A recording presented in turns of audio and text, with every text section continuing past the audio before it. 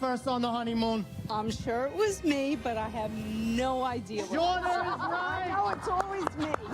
What celebrity would you pick for a one-day pass? For me? Yeah, for you, not for him. Matt Damon. Matt Damon! Wow! Who do you hate the most on her side? That rotten no... There are so many choices. Thank you all, and thank you for coming out.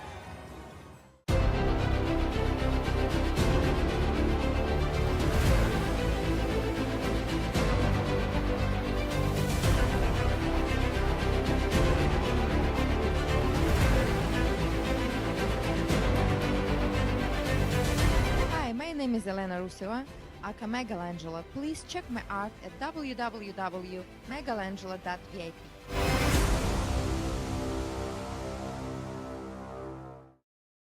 America First Warehouse was really the most patriotic venue that you can ever imagine. We wanted to build something for people to be able to come to and feel so comfortable and so relaxed, because there is nothing out there like it. We give an opportunity for people to really feel good about themselves and about this great country.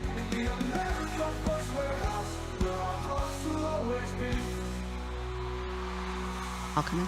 I got it. Okay. Welcome back. We're here with Nick Giordano, professor of political science and fellow podcaster. We're discussing the big, beautiful bill, what we like, what we don't like. There's not enough time, way too much in it to get into all of it, but we left off at commercial break talking about the Doge and all the things that we were excited to see, all the waste and everything exposed, and then what happened? Nothing. Nothing. A big nothing burger. And it's frustrating because we spend about $6.8 trillion per year in the United States since COVID.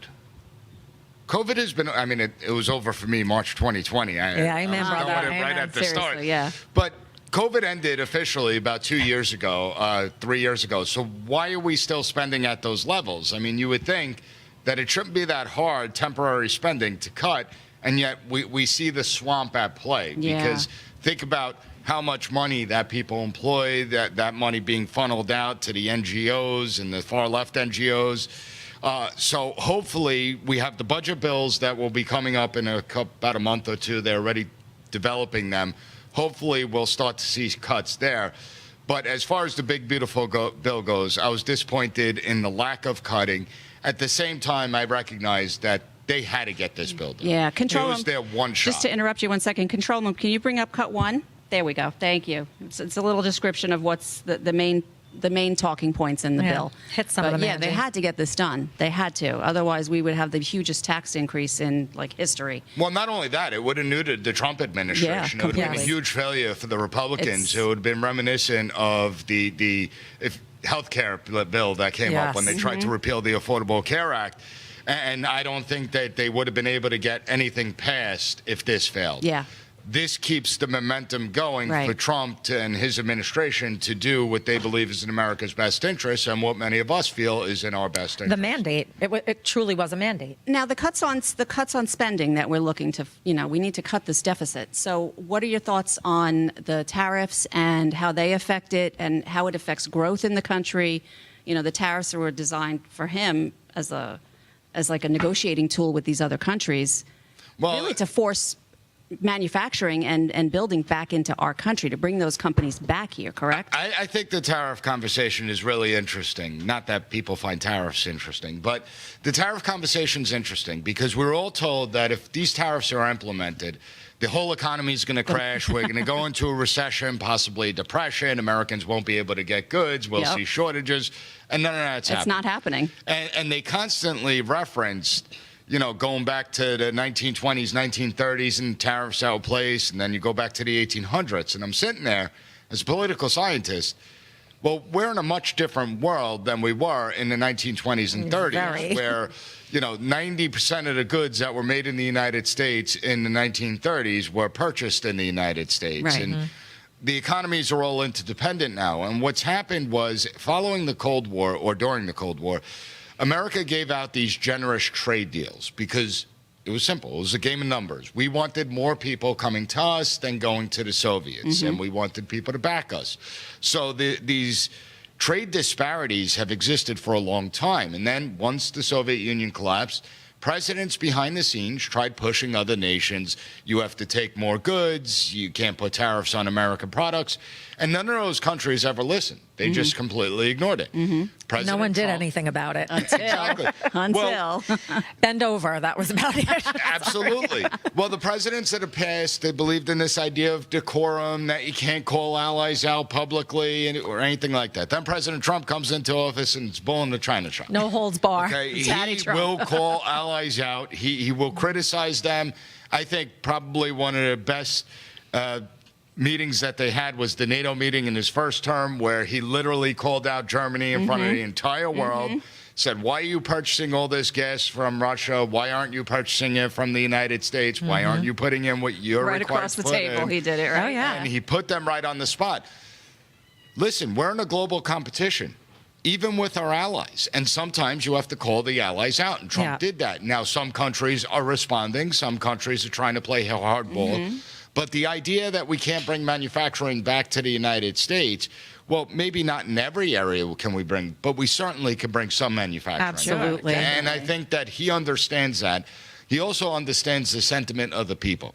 Yes. People are tired of being talked down to. They're tired of the condescension. They're tired of your jobs are never coming back. Learn to code. Right. Well, they're also tired. I think everybody's also tired of feeling like everything happens behind some closed door. We have no idea. Right. We just are the poor recipients of the crap, and the things not working out in our favor and people not really pushing for us. So, in my opinion, while it may come across crass and like with minimal decorum or none at times, I think sometimes it's necessary. And I think it's been refreshing for a lot of the American people to be able to witness somebody actually fighting for us. That's right. Absolutely. Well, first of all, I'm a New Yorker, so I understand the New York mindset and the That's our attitude he nature. comes in. Absolutely. Say it like it is. But I think more importantly is I want a president that's going to be an a-hole. Right? I mean, When he needs to Jimmy be. Carter was a nice guy, but he had a sucked. failed administration. Yeah, he was terrible. You're dealing with sharks on the world stage. You're dealing with all these world leaders that are looking out for what's in their self-interest and their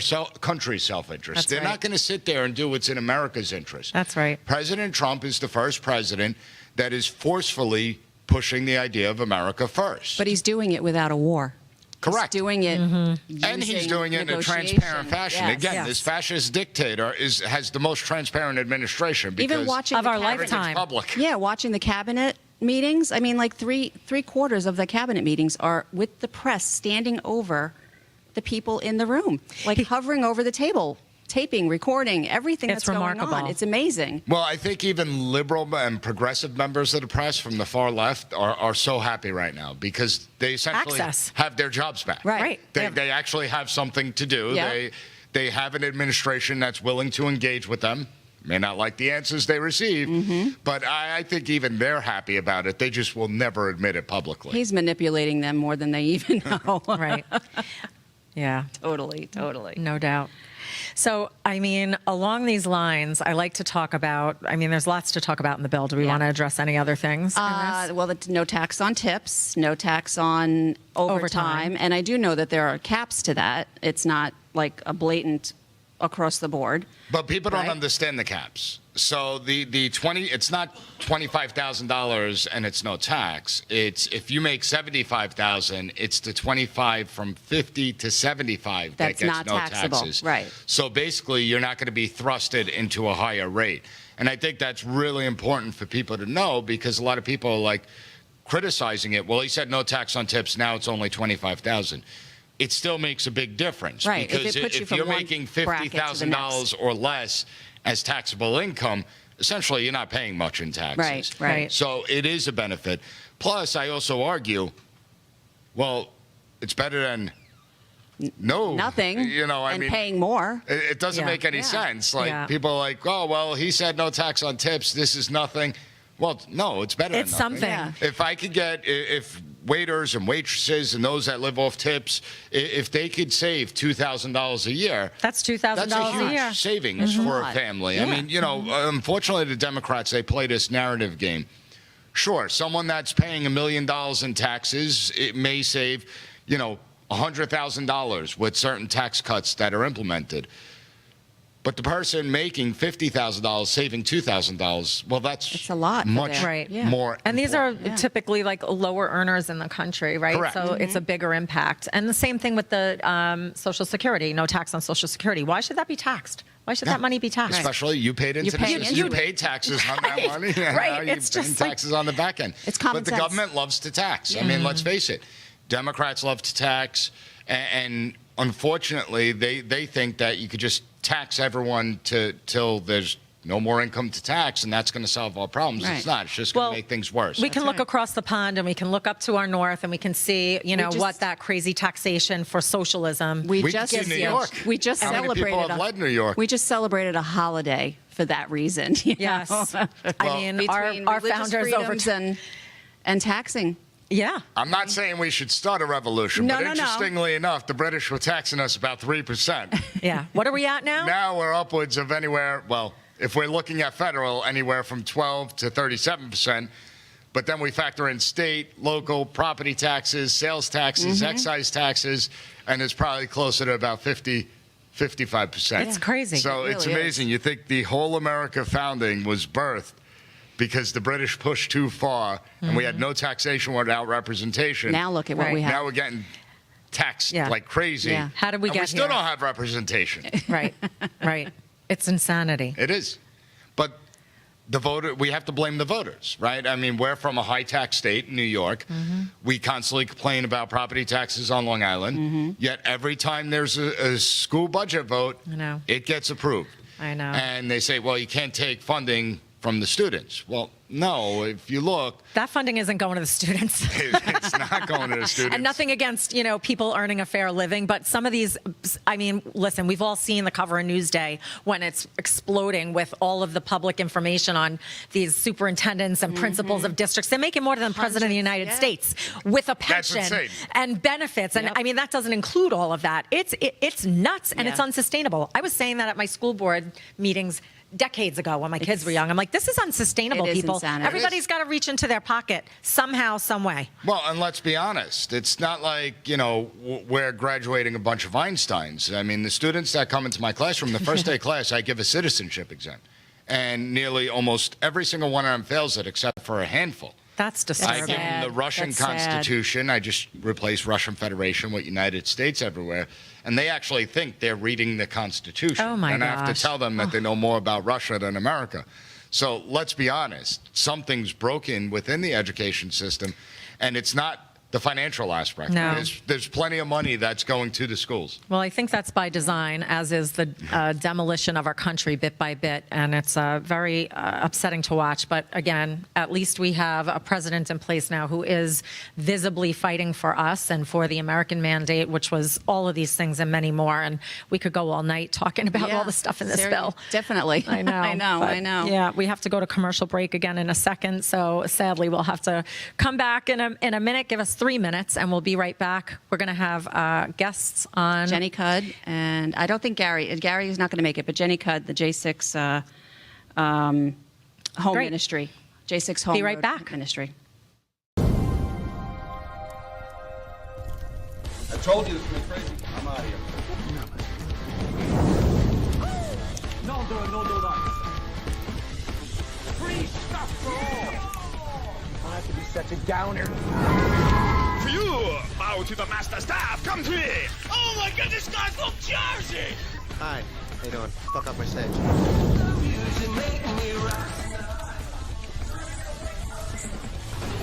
I'm pretty sure I'm a woman. No, you're not, Steve. Oh! Oh!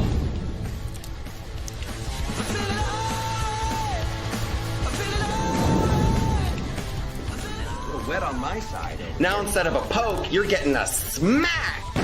What have I done?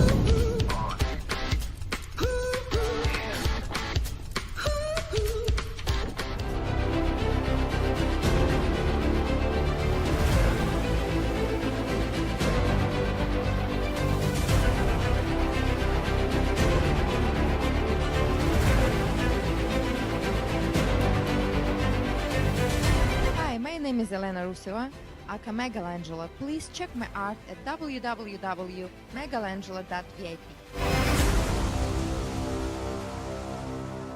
It's me, Joe the Box, the America First Warehouse. No, it's the America First Motor Club here in Ronkonkoma, 13th Avenue. Sunday morning, we're opening up 9 a.m. Beautiful artwork from Nelson Medina. We just passed him over there. We're coming in Sunday at 9 a.m. hot. We're going to raise some money for our veterans. The event is free. You make some donations, buy a hamburger. There will be food, plenty of it. We love this country. Congratulations, President Trump. Congratulations to our country. One nation, under God, Sunday morning. Are you a musician, comedian, actor, filmmaker, or artist who stands for traditional American values? Do you believe in the preservation of our nation, our culture, and our freedoms? If you share our passion for America and want to use your talents to make a difference, we want to hear from you. Our mission is clear. Through the arts, we uphold the principles of freedom, faith, family, and the American spirit. It's time to step up to the mic and make your voices heard. So contact us at AmericanConservativeArtists.com. America First Warehouse was really the most patriotic venue that you can ever imagine. We wanted to build something for people to be able to come to and feel so comfortable and so relaxed, because there is nothing out there like it. We give an opportunity for people to really feel good about themselves and about this great country.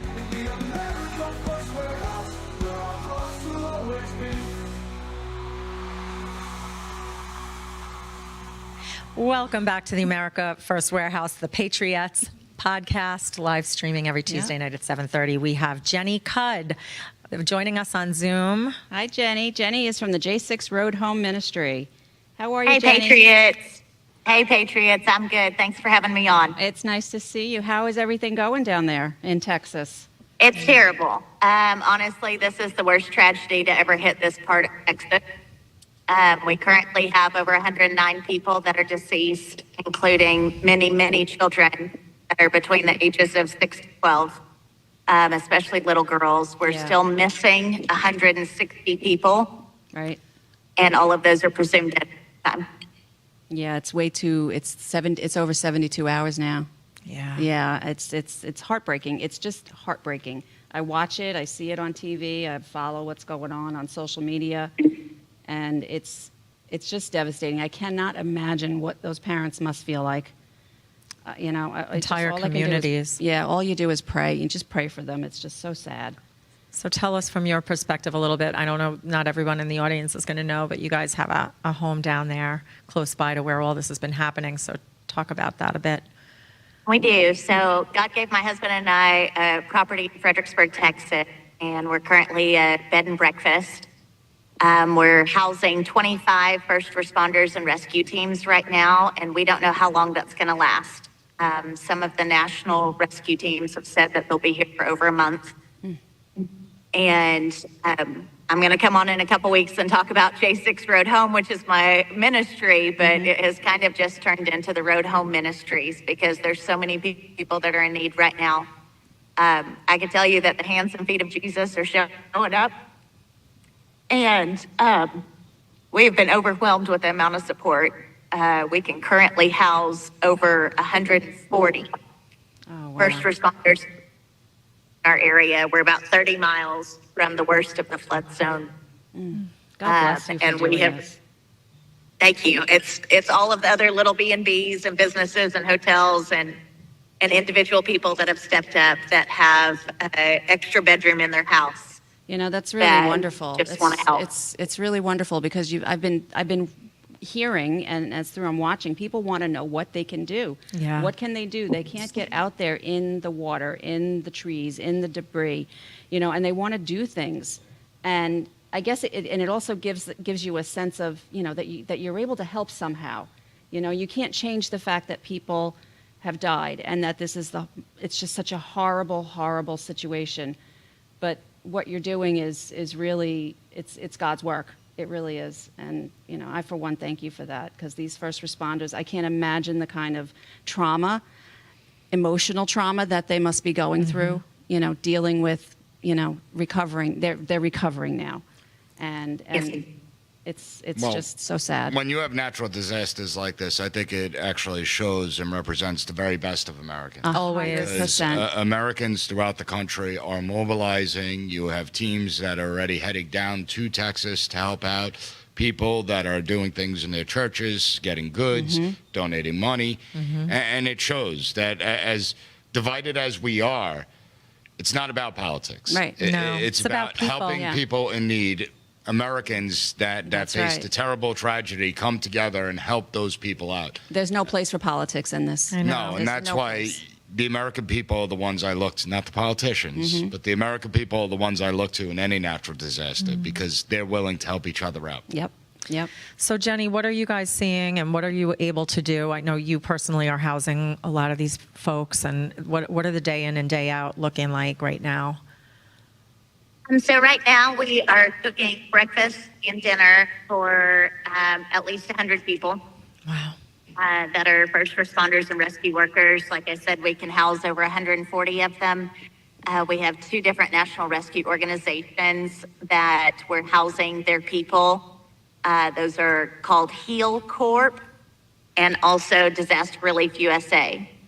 So we've got people coming from all over the country down here. I got a call today from a man from Mississippi that didn't even know where to go. He just loaded up his excavator on a trailer and he's driving here from Mississippi. Wow. It is so much worse than anything that you were seeing. So much worse. What happened basically was there was a flood right 5 minutes in the middle of the night, and there's no way to evacuate for that. And so what our rescue teams right now is that they're finding RVs that are completely buried upside down in the ground, and they're having to dig those out, and they're finding bodies in there. My husband has gone on rescue missions the last 3 days, and what I hear from all of the local volunteers that are going out to help people is you can smell it. Yeah. And sometimes that's a cow. Sometimes that's some other kind of animal, but a lot of times that's a body. And it's going to take a really long time to rebuild. You know, there's a lot of small businesses that were up and down the Guadalupe River for hundreds of miles that got completely decimated. And farmland too, correct? Yes. Oh, yes, So absolutely. You have cattle, you have, and the, I don't know what they call it down there, like the game warden, is that what it is? Yes, we've got every single federal agency, and I can tell you as Texans, if there is anything we do not like, it is the federal government.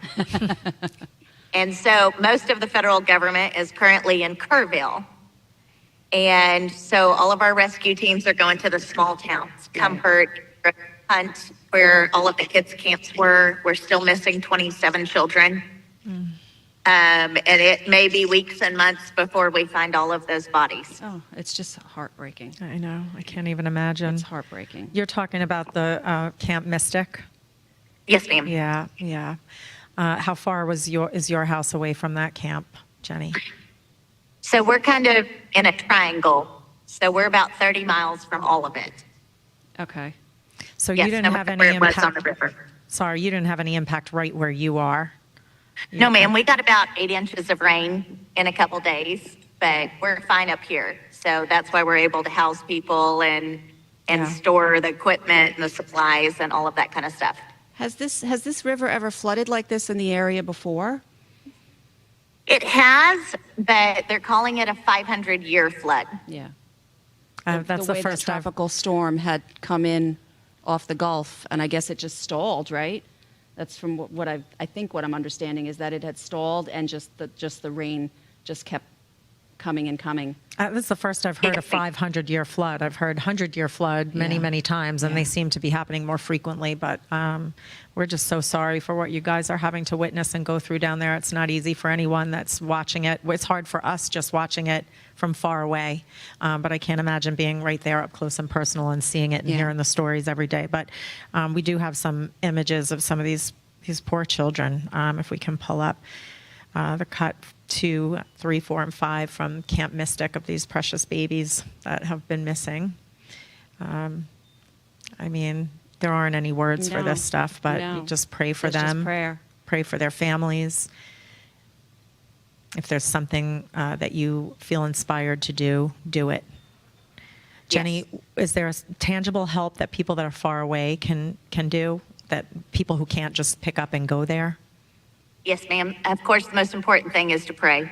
To pray for our first responders, our search and rescue teams, all of the volunteers out here. Texas takes care of its own. And we are in the best state in order to go through a natural disaster because Texas shows up. But these people are seeing horrors that we can't even imagine. Yeah. And things that a lot of regular people like me and you have never seen before. The easiest way, I would suppose, in order to donate, there's lots of places to donate to. There's lots of community organizations in Kerrville, but I'm more interested in the smaller churches and the smaller organizations and some of these tiny communities that aren't getting a lot of national attention because Kerrville is getting the majority of that. And so my ministry, j6roadhome.com, people can donate there. All of that money is going to help this cause. We will be housing, once we're done with the immediate need of the rescue teams, then we will be long-term housing people that were displaced, people that lost everything, families, children, people in RVs down the river but got out. And so that's all our ministry is anyway. It's been focused more towards J6ers, but when it comes down to it, we're just the Road Home ministry. And so if people want to get involved in that, we currently have a need for 200 to 300 gallons of diesel per day for the major equipment, the excavators, the bulldozers, all of that kind of stuff. And so we're trying to get the money together for that so that we can be sure that these rescue teams don't run dry on anything. Jenny, I'm hoping that, can we keep in touch with you periodically so that we can kind of get updates on what's going on, where you're at, the needs that the ministry has right now for the rescue workers? I think it's important that we keep a pulse on this. Yeah. And then as the need arises down the road, if people wish to donate, we were involved a lot with the North Carolina collection of goods to send down there. There were trucks that were going, every couple of weeks we were collecting, donations from the local community here in Long Island. And I'm sure that we could do this again. Yeah, I'm thinking sending, people might have old RVs or campers, who the heck knows, we could stock those things up and send them down if That would be amazing. If there's property to be had to store these things and give them to people, because there's a lot of people that have stuff they don't need, and what a great place to send it right now, absolutely, right? yeah. So many people doing so many heroic things, incredible things. The Coast Guard, Scott Ruskin, I mean, he saved 165 lives. That swimmer, 26 years old, his first mission. Unbelievable. But we cannot thank you enough. You're doing God's work for sure. And for those of us who can't physically be there, thank you from the bottom of our hearts for being the heart and soul of America and Texas and helping people in need. Thanks for joining us. We'll continue to pray Yes, for ma'am. Texas. Thank you. Take care. We've got to go to commercial break. We'll be back soon. Corrupt judges, broken families, families torn apart. This isn't justice. If you've been wronged by the system, join us. Don't stand alone. Hi, I'm Gary Jacobs, president of Americans for Legal Reform. We're the oldest legal reform group in the United States. The justice system in the United States should be transparent, fair, and open to everybody and accessible. Unfortunately, many times that's not the case. At Americans for Legal Reform, we are here to help. Join the movement. Visit AmericansForLegalReform.com and help reform the system before it fails you.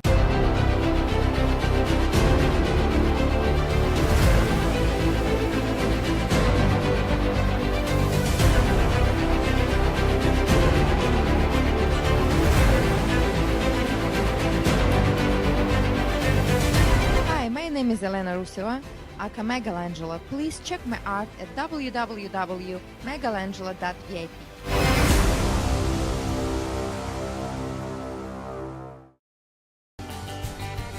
The America First Ultra MAGA Store.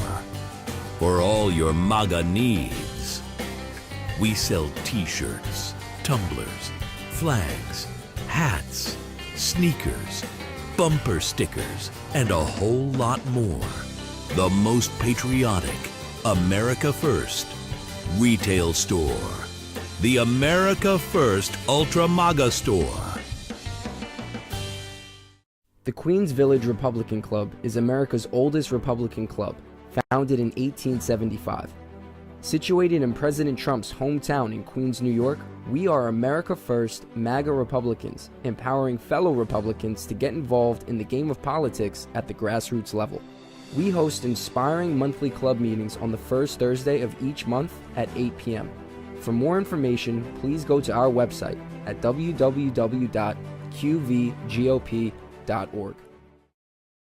America First Warehouse was really the most patriotic venue that you can ever imagine. We wanted to build something for people to be able to come to and feel so comfortable and so relaxed, because there is nothing out there like it. We give an opportunity for people to really feel good about themselves and about this great country.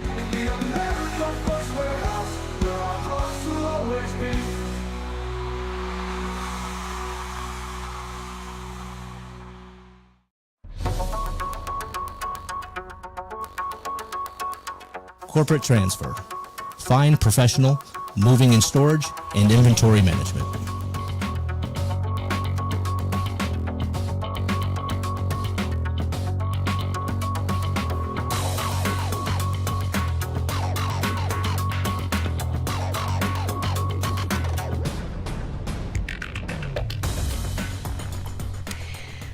Welcome back to the Patriots podcast. That was heavy, hard to hear, but good to hear that Texans are coming together like Texans do and Americans do. And I always say, like, after 9/11, being in New York, and when these tragedies strike, it is the very best of us. And I always hope and long for the country to remember and hold ourselves in that space, because it really is just us, we the people. That's it. Just caring for each other. Yep. I mean, that's it. That's it. That's what it's about. Yeah, for sure.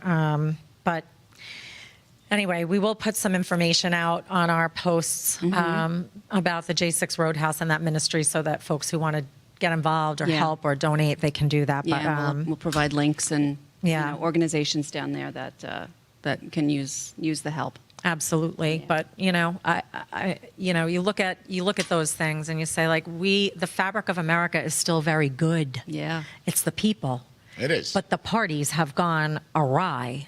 The political, I keep saying this, but the Mordecai mission, they say, like, it's not politics, it's government. Yeah. Get rid of the politics and let's get back to governing and government and our founding, right?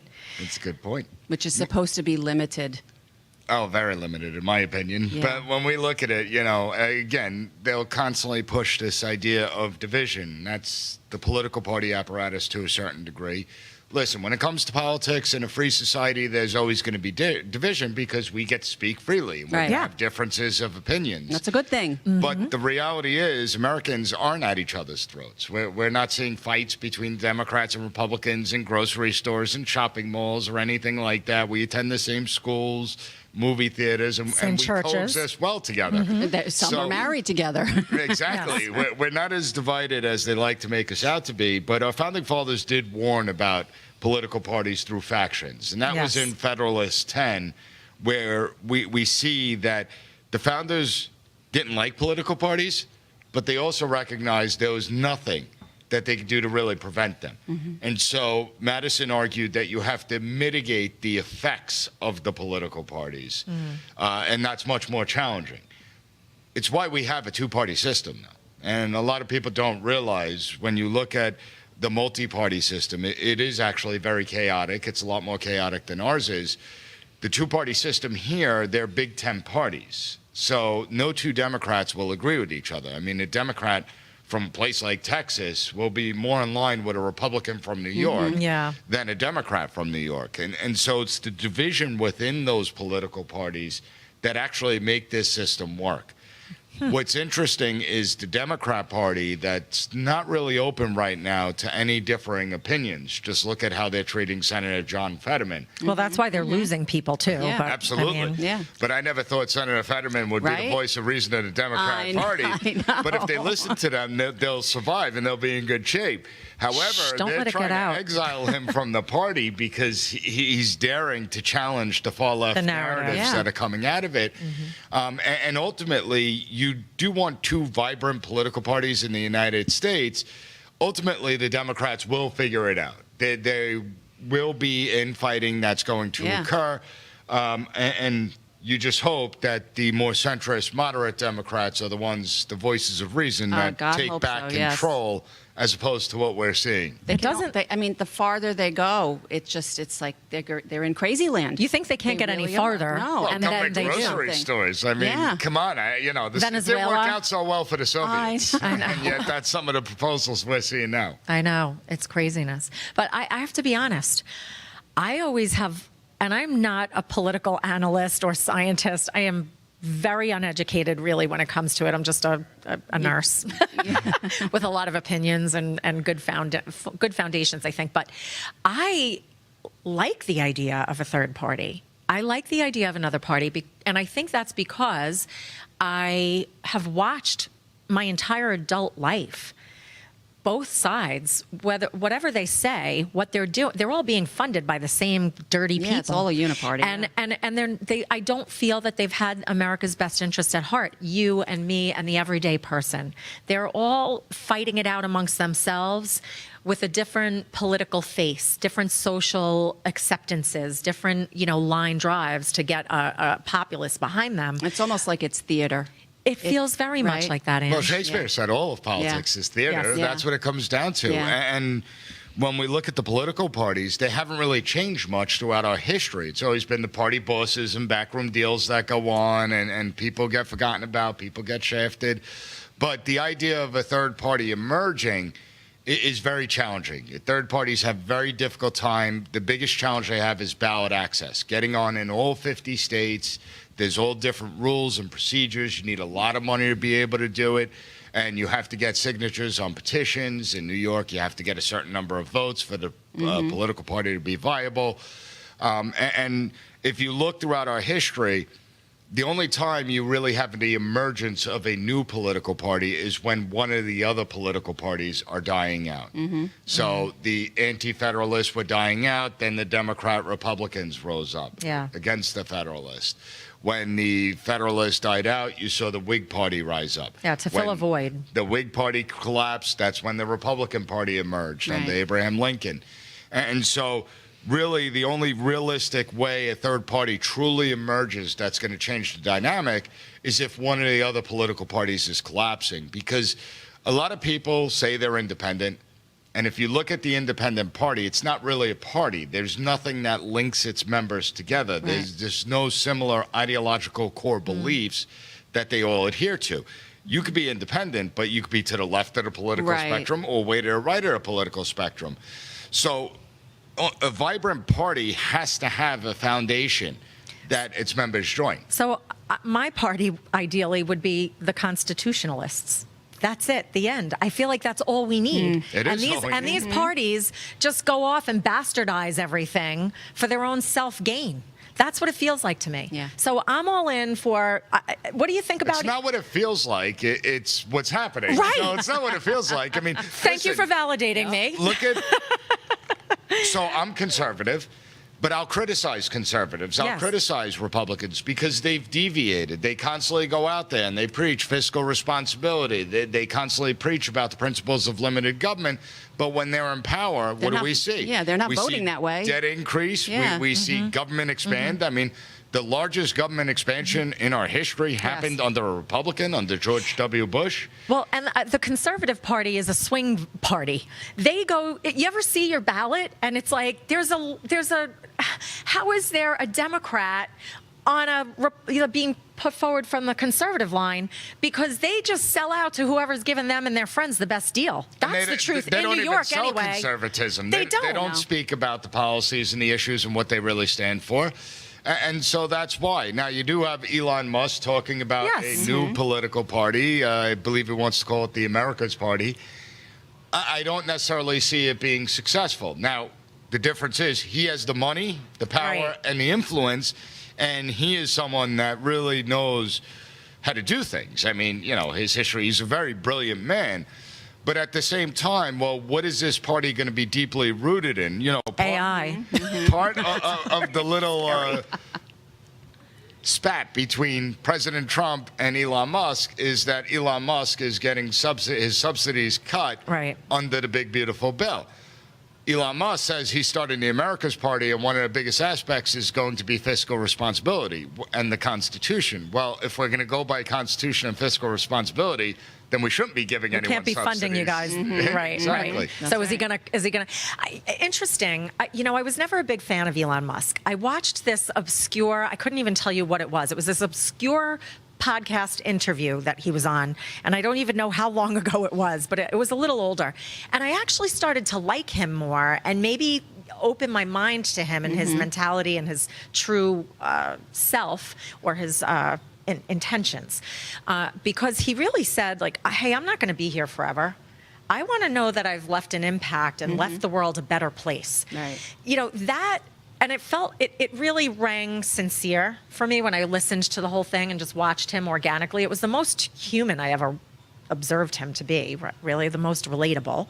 And so from that perspective, I'd like to think, knowing that you've got a whole bunch of kids running around, knowing that you're not going to be here forever, knowing that you can't take your money with you, you know, what is your intention? And would you can leave this money to me. Would you spite your, what is the saying? Cut your nose to spite Cut your nose to spite your face. Would you do the right thing even if it hurt your company? I don't know. I guess we'll have to wait and see. Well, he's done some of the right things, right? I mean, look at how his companies have suffered when he went into the whole DOGE, Department of Government Efficiency. And so I don't question his motives. Yeah. I think that he is sometimes a little impulsive. And I just believe that he'd be better served pushing maybe Article 5 convention of states and try and push term limits and things We're going to like have to have you on for another conversation about that, because Definitely. we definitely don't have time, and that's a big topic, those. But Certainly is. it's been fun, Nick. This has been so great. You're a wealth of information. We don't have much time left. Angie's going to hit the announcements. Yep, we're going to move on to announcements, guys. So if you can flash the graphics on the screen. Live from Studio 6B, broadcasts from the America First Warehouse every Friday with a live audience. The doors open at 7:30. There's free entry. You just have to register online at theamericafirstwarehouse.com. It's a great night, and it's a lot of fun being a part of a live audience with them. The Kevin Downey Jr. Show, you can listen to him live on 103.9 FM, LI News Radio, Mondays through Friday from 9 to 11 a.m. Love Kevin Downey Jr. The Saturday, July 12th, the America First Warehouse presents Back the Blue Car Show. So that should be an interesting event to go to. Bring your cars. Come visit at the America First Warehouse. Saturday, July 26th, and Sunday, July 27th. We have the America First Warehouse presents the J6 Road Home with special presentation by Jenny Cudd, who was just on with us, and Gary McBride. So, you know, I'm sure we'll be getting updates from Jenny and Gary on the, you know, where they're at in Texas. So, you know, tune into that. On Sunday, July 27th, America in the Dark, world movie premiere with special guest producer Chris Carter. You can get your tickets online for both events at theamericafirstwarehouse.com. And again, the PAS Report podcast with Nick Giordano. Tune into that, and we're going to go on to prayer. Heavenly Father, we come before you with grateful hearts. Despite the difficulties and trials we face individually and collectively, we know that you purpose all things for the good of those who love you and for your kingdom. We ask for your peace and comfort to surround all those who have lost loved ones, homes, and community during the raging flood in Texas. It's hard to comprehend the magnitude of their loss, but you, Father, you count every tear. Provide for them. While so many unite around those in need. We continue to also see growing division in our country. We sense a rising confusion, even among patriots, over what seems to be lacking transparency, truth, and justice. Lord, help us to trust you above all else, and help us to remember to love righteousness and seek it, to walk humbly with our God. In your heavenly name we pray. Amen. Amen. We'll see you next week. Thanks for joining us, everyone. Sorry we ran a minute over, but we can never leave without praying. Keep your faith strong, your family close, and your freedom alive. Always. Good night.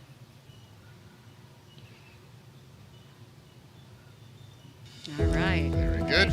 Thank you for having me.